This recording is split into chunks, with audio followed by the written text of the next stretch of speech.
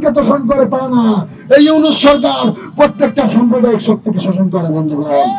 প্রত্যেকটা সাম্প্রদায়িক শক্তির ঘাড়ের উপর ভর করে এই ইউনূস সরকার আজকে বাংলাদেশে দেখছেন 5 তারিখের পর থেকে গোটা বাংলাদেশ সাম্প্রদায়িকতার স্বর্গরাজ্য হয়ে উঠেছে বন্ধুগণ।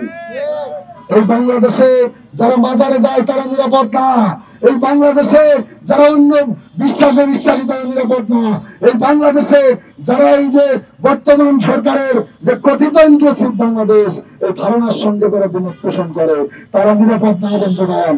আমরা খুব স্পষ্ট করে বলতে চাই যে খেলা শুরু করেছে ইউনূস সরকার।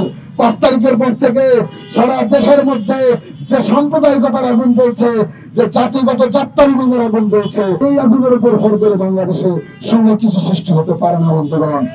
আমরা হুঁশিয়ার করে বলতে চাই, বাংলাদেশের যে 20 কোটি মানুষ যারা রাস্তায় নেমেছিল জুলাই আন্দোলনে, বাংলাদেশের যে মানুষ জীবন দিয়েছে জুলাই আন্দোলনে, তারা এই বাংলাদেশকে একটা সাম্প্রদায়িক একটা ব্যর্থ একটা রাষ্ট্র হিসেবে দেখতে চায় না বন্ধুগণ, একটা উগ্র জাতীয়তাবাদী রাষ্ট্র হিসেবে দেখতে চায় না বন্ধুগণ। বলে আমার এই বাংলাদেশের যতটুকু অধিকার একজন সমতলের মানুষের, ঠিক ততটুকু অধিকার আমার এই পাহাড়ের এই আদিবাসী বন্ধুরা আমরা বিশ্বাস করি।